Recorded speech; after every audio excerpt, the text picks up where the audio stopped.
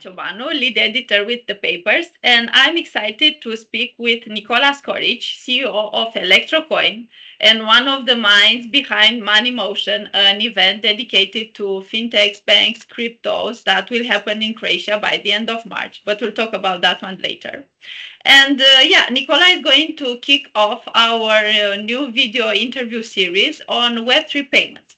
In 2025, the Papers is diving deep into Web3 payments to bridge the gap between traditional payment players and Web3 ecosystem. So our goal is to help businesses and consumers understand, learn, feel more confident in leveraging Web3 payment options like stablecoins, tokens, CBDCs for faster, more efficient money movement, both domestically and globally. Today, Nikola is going to share his insights on key topics like traditional finance entering crypto, the evolving regulatory landscape in the EU and the US, and so much more. So grab your coffee and join us for the next, we don't know, half an hour. We'll see where, crypto is going to take us. So without further ado, let's dive in. Nikola, so happy to have you here today. Thank you for inviting me. Yeah, and I'm curious, I would like to learn a bit about yourself and Electrocoin. How does your professional background tie into the company story? So I graduated in computer science back in 2007, and I started in a completely different industry, in a nuclear industry. But since I graduated in cryptography, I was following the field. And noticed the emergence of Bitcoin and blockchain, and this was technically very interesting for me. And then in 2013, I started, trading a bit, offering buying and selling services, and noticed that there's really a big gap in this part of Europe in quality of service. So we started the company in 2014, and it was only up from there. We offered basically an easy way to buy and sell cryptocurrencies. I completely switched industries from nuclear to fintech, and yes, we have been growing the company since. In 2018, we recognized the need for a local crypto payment processor. So we, except for our exchange, we started doing also the payment processing. First, it was just a test product. Our first customer was a hospital from Zagreb that was having a donation drive. So it was a novelty, like you can donate your crypto and buy some instruments for the children's hospital. But it turned out that there was really a demand for crypto payments. And few years later, we implemented crypto payments in the biggest Croatian retailer called Konzum, and in Croatian Post, and all of the biggest Croatian web shops, and in petrol station chain. So it even surprised us that there really was an interest for crypto payments. So naturally, then it expanded. We did a few more services, like offering for physical exchangers to offer buying and selling of crypto for cash. So instead of just offering, dollars and Bosnian marks, they can also offer crypto. And then that concludes our basically service offering. So you mentioned this part of Europe, but you mentioned a lot of about Croatia, Zagreb. Are you serving only your country, or is the whole CE region? No, we are serving the whole European economic area. Some 50% of our clients are in Croatia. So we are basically the strongest brand here in Croatia. But 50% of our customers are more or less equally spread all around the European economic area. Yeah, and it's interesting to see that you found many people, many businesses open to accept crypto payments. If you are to kind of characterize these companies, what were some reasons behind them?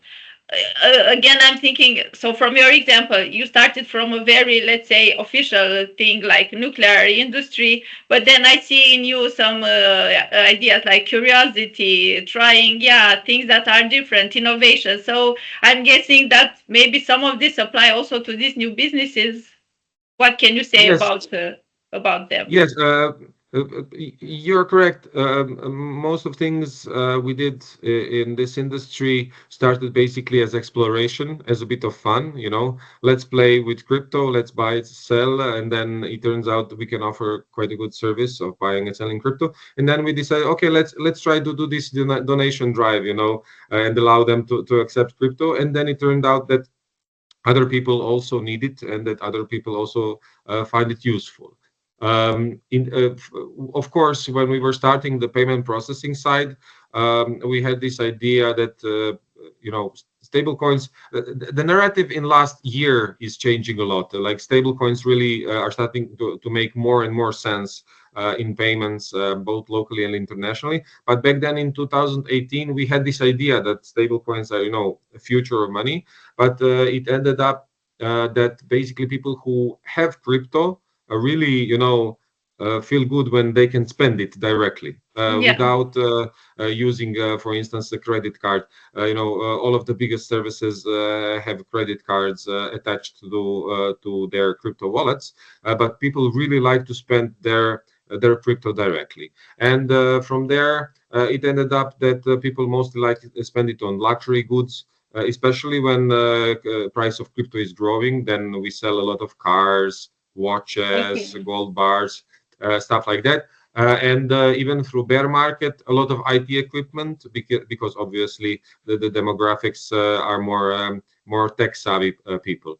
A lot of web shops also have traffic, have crypto payment volumes, because people like to spend crypto more, except for cars, obviously, more over web shops than in physical stores.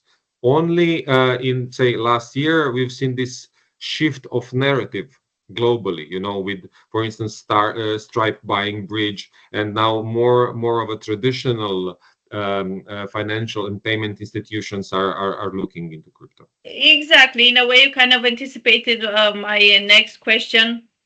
That yeah, you mentioned that some of the companies that joined the crypto movement in the beginnings were more about experimenting, having fun, but then when you think about traditional players, there's not that much fun there. However, they are starting gradually to adopt crypto payments, so I don't think it's necessarily about the fun part, but what are the reasons that these ones are starting to join this Web3 payment movement? Yeah, I think that last week, or is it even a few days ago, I think it was a Bank of America executive, I'd have to check, or CEO, mentioned that they are really looking into entering the stable coins market and crypto. It was crypto payments market as soon as the regulator allows it.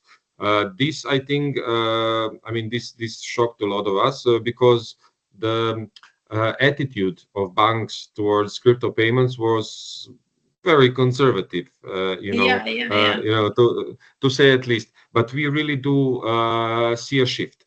Now, this shift will be very slow, of course, because I don't know. First credit cards were issued in the 60s, and last year's statistics is that in Croatia the usage of credit cards is less than 20%. In some countries in the European Union, it's above 90%, but in some countries, even in Germany, it's still less than 30%. Yeah, So yeah. a payment methods are really slow to propagate. So I highly doubt that we will see a revolution in crypto payments in Yeah. next few years and everybody accepting it. But there is a clear trend because. Crypto or blockchain technology on which crypto is based really cuts out a lot of the technical debt because modern payment infrastructure is mostly based on relatively old systems, and it's tied up with a lot of regulatory overhead, while crypto is basically starting from the scratch. So there is a lot of maneuverability, a lot of space there to to try new things, to implement new things. So if you are to sum up some of the features of this traditional finance institution entering into crypto, would be also this idea of innovating, of exploring more. What other things would be? Yes. Cutting out the inefficiencies of the existing Oh, system. okay. For Yeah. instance, one of the pain points of the modern payment systems is international payments. For instance, SWIFT. Cross-border payments. Cross-border payments, yes. So SWIFT is working very hard to bring new standards and to bring much more efficiency into cross-border payments with new ISO standards, with new initiatives to speed up and make it much more easier.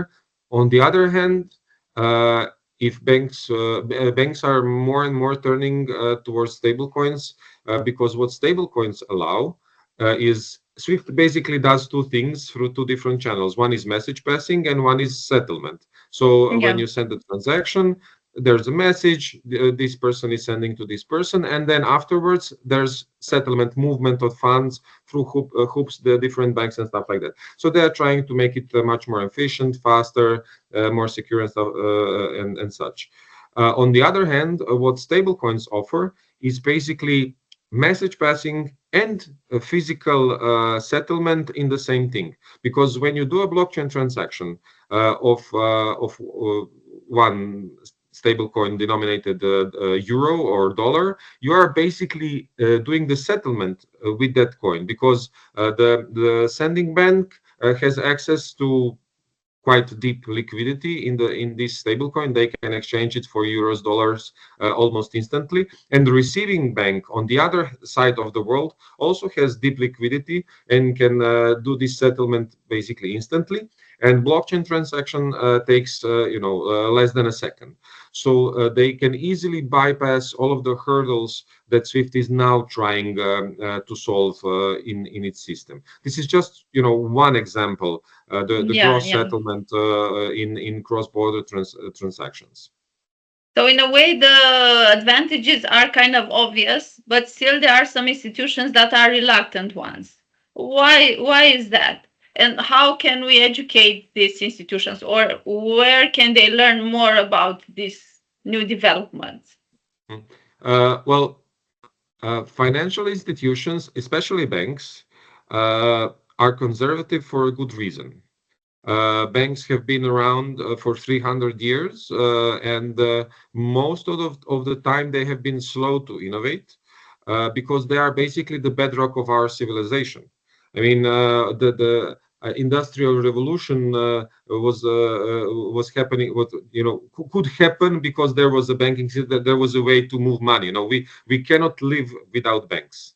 And anti-fragility of banks and stability of our monetary system is basically the bedrock of our civilization. So innovating too fast and moving too fast is probably not the best of ideas. That is just one of the reasons why banks are slow to innovate. It's also the bigger systems and stuff like that. A good example here in Croatia is one of the biggest banks. Really did a nice payment wallet. It was really a nice application, but they built it as an internal startup. So they isolated it completely from the bank. Yeah. So on the one hand, I think it's good that banks are moving cautiously and slowly. On the other hand, there's the question of regulation. For instance, imagine that that banks started implementing euro stable coins a few years back, and now there's travel rule, new travel rule and MiCA regulation that completely overhauls the ways that stablecoins work in Europe. For instance, there's a lot of regulatory uncertainty. Do we have to delist all of the euro stablecoins that do not have electronic money license by tomorrow, or we don't? Some exchanges are delisting, some aren't. ESMA is giving recommendations that we should remove it. There are some legal opinions that we have. So this kind of regulatory uncertainty is not something that banks want to be exposed to, or traditional payment institutions, not on banks, traditional financial institutions. Regulatory uncertainty for them is the worst nightmare, because their whole business can disappear, in one afternoon by a stroke of a pen of a regulator, and this is not a risk that they want to be involved with. So you mentioned about this lack of stability. However, yeah, people are in a way bragging with what's happening in Europe with MiCA. So if you are to present shortly, what are the main points that financial institutions need to take into account related to this regulation in Europe? What would those points be? Well, I think the most important point, and the first one I would like to mention, is that it really lowers the barrier of entry for traditional financial institutions. Okay. I mean, if we were a bit indiscreet, I think it's quite obvious which lobby wrote MiCA. It's really before MiCA, it was there was a lot of regulatory uncertainty, and it's still some, as I mentioned, even with implementations of MiCA, there are still a lot of regulatory uncertainties, but those will be ironed out in the next few months, I'm sure. But before MiCA, the banks really didn't know, or even payment institutions didn't know how to approach all of this, because there was no law. Now with MiCA, if banks want to start offering crypto services, all they have to do is 40-day notification to the competent authority, mostly to their central bank. This is a huge change. For instance, we in Electrocoin, we are basically now regulated under the AML regulation. We are registered with Croatian regulator, and now we are starting the process of applying for MiCA license. And this is quite a process. This is a big thing for us. We will spend a lot of resources on that.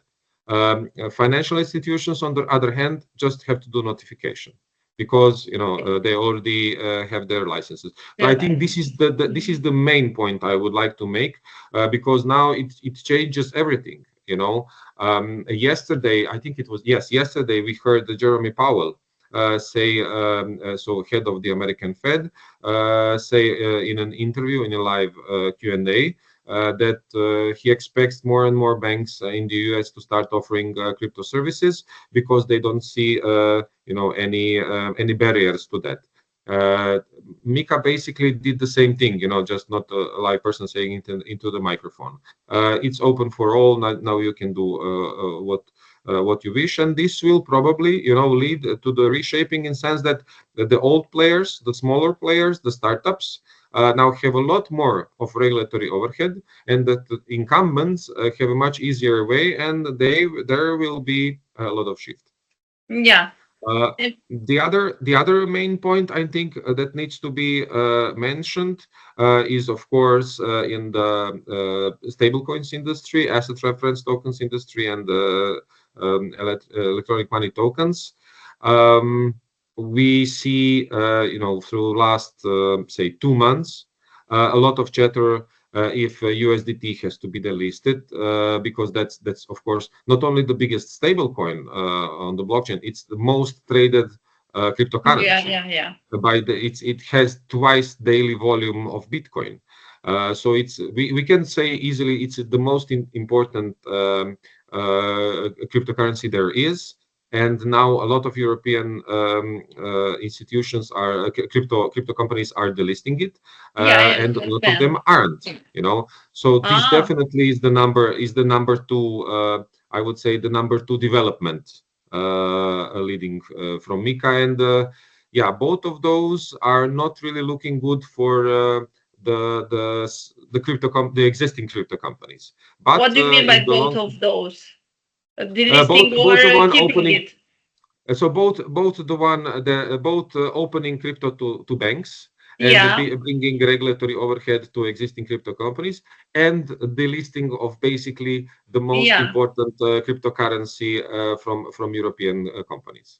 But with this USDT, the ban was an official thing. I mean, now that you are selling it, you kind of break the law, or it was more like a, I don't know, an instruction or. No, so what MiCA says clearly in its text is that if you are a stablecoin issuer, you have to have a proper license in the European Union to do the public offering to the public. Okay. Now, this is text from MiCA. The European competent authority, European Securities Markets Agency, they gave out an opinion that says that companies like ours, so exchanges, brokerages, and payment processors, we call them crypto asset service providers, have to delist stablecoins that don't have the required license. These are two completely different languages. We have to Opinion understand.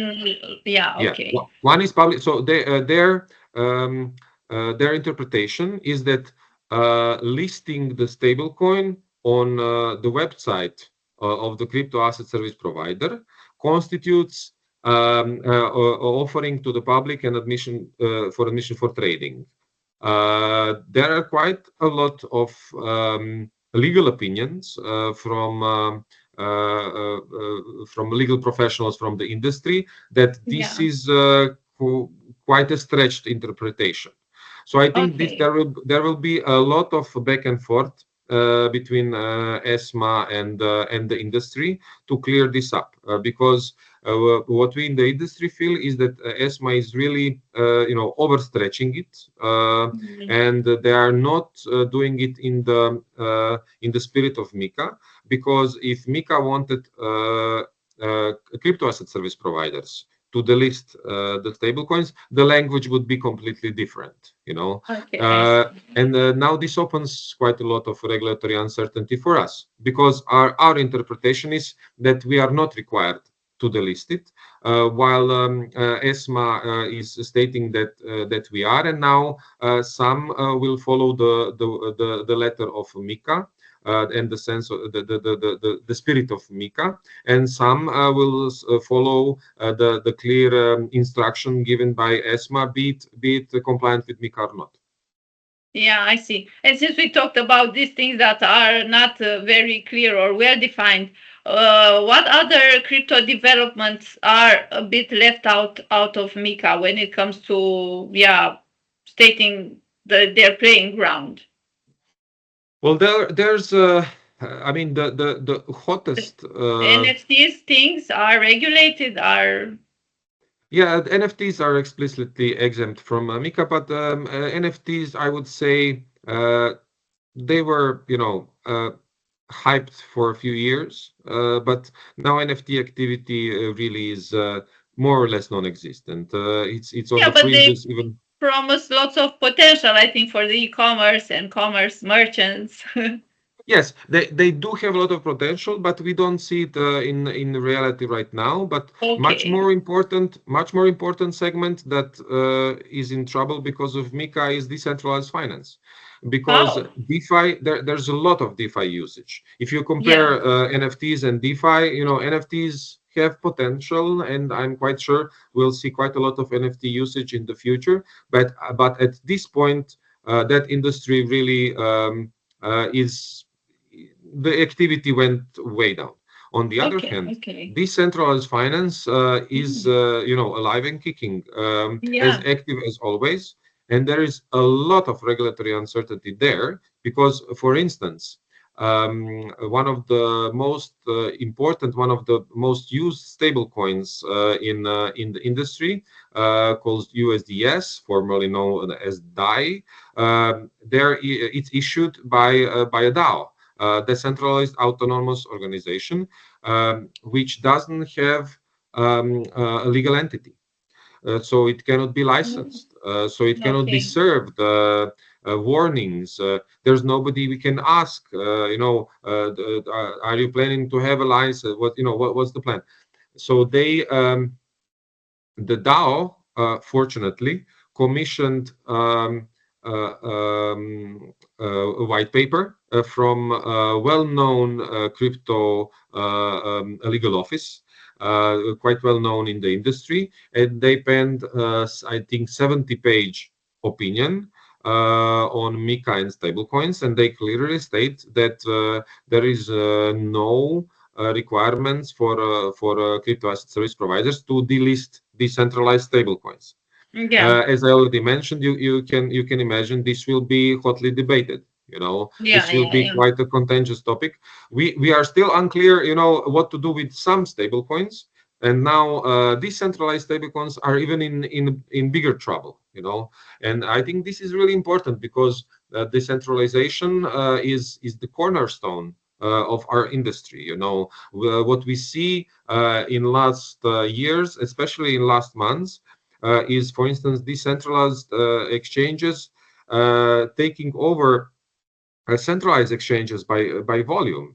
This is something that in what we call a DeFi summer of 2020, we were dreaming about it. One day, decentralized exchanges will be on par with centralized. Now, a few years after that, it's happening. And it is quite reasonable to assume.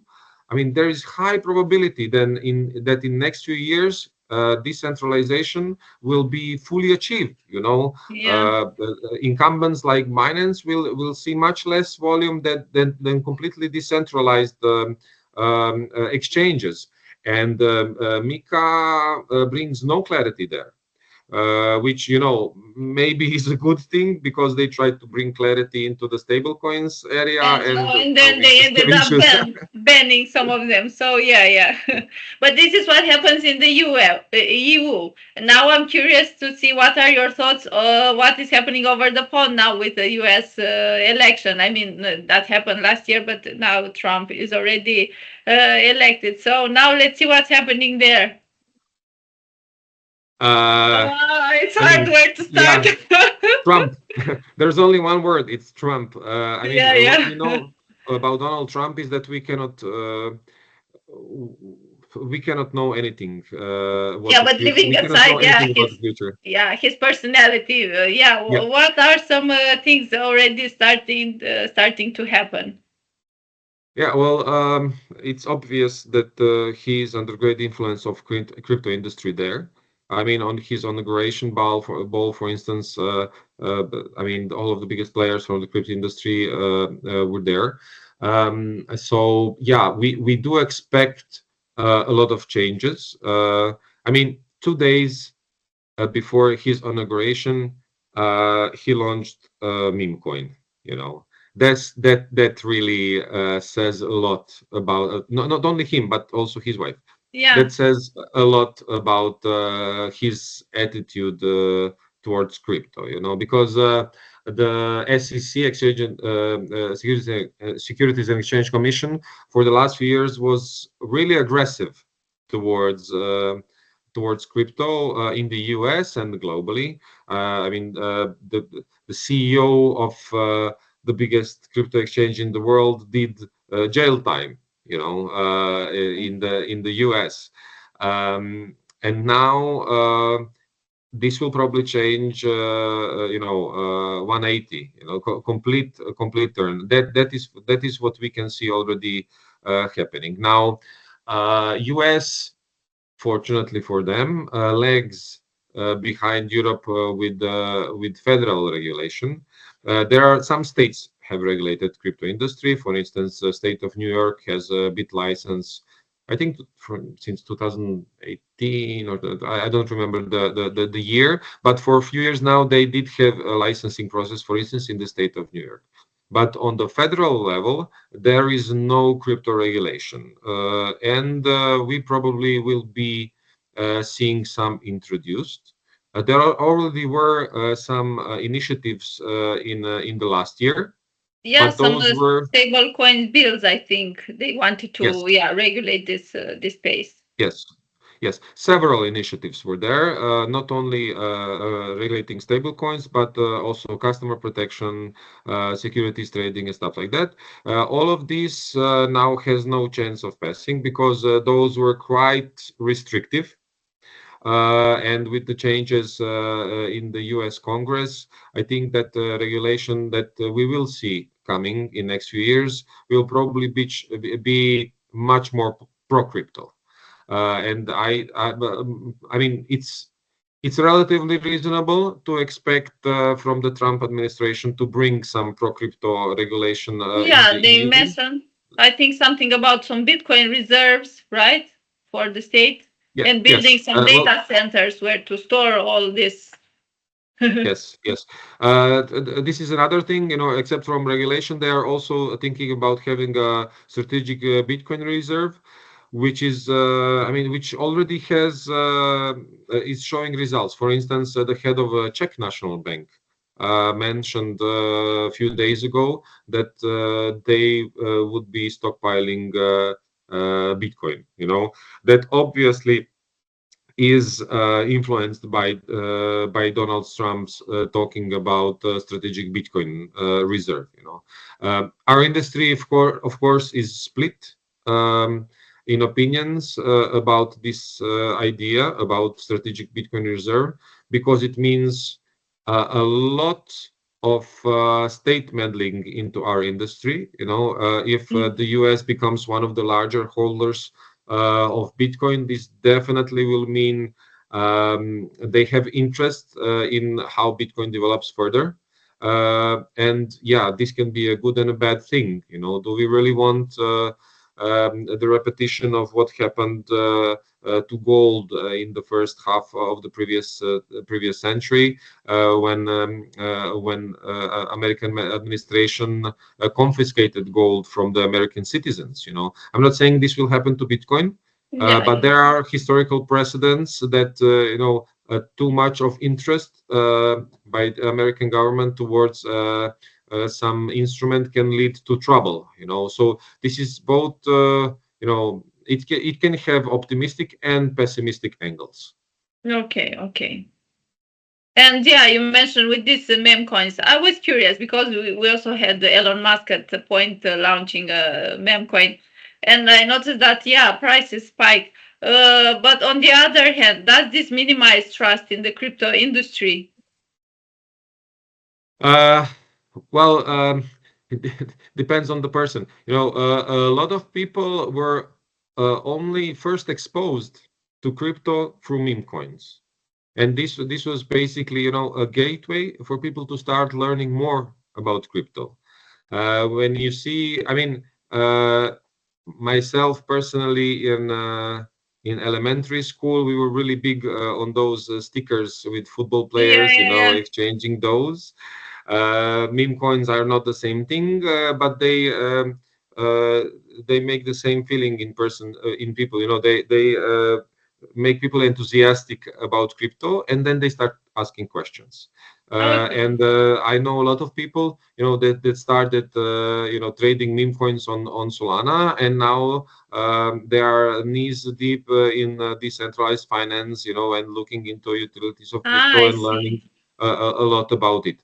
On the other hand, of course, this is, I'm reluctant to say it's pure speculation because I mean there's some memetics is an interesting science. There's a lot of cultural undertone in that. It's not pure speculation, just buying, selling anything, but there's memes are a cultural phenomenon, and pairing them with cryptocurrencies definitely is an interesting development. But I can understand the feeling that meme coins are basically just bringing gambling to the crypto industry. Why I'm reluctant to put it as pure gambling is because the Bitcoin also, when it started, was it's pure gambling. Now we are talking about the US putting in strategic Bitcoin reserves. So this narrative, we have to be careful with this narrative. I, of course, being now 13 years or more in crypto industry, of course I'm much more interested in Bitcoin, in payments, in decentralized finance and stuff like that. Yeah, yeah, yeah. But I really don't want to fall into the trap that a lot of traditional finance guys fell 10 years ago with Bitcoin and completely disregard meme coins as useless, you know. Okay, I see. And since, yeah, we mentioned that how much the narrative has changed, and we have a big announcement this year in 2025, I have a feeling that this year might be a crucial year for crypto. What do you think? In what way could 2025 be a crucial year for this industry? I mean, it already is crucial year for this industry because of the topics that we already discussed. In Europe, it's crucial because of MiCA. It's going to reshape everything. I mean, since the second half of last year, we already seen big banks announcing partnerships and entering this industry. I mean, I can share that we are now working with several banks all across Europe and outside of the European Union to implement crypto trading into their services.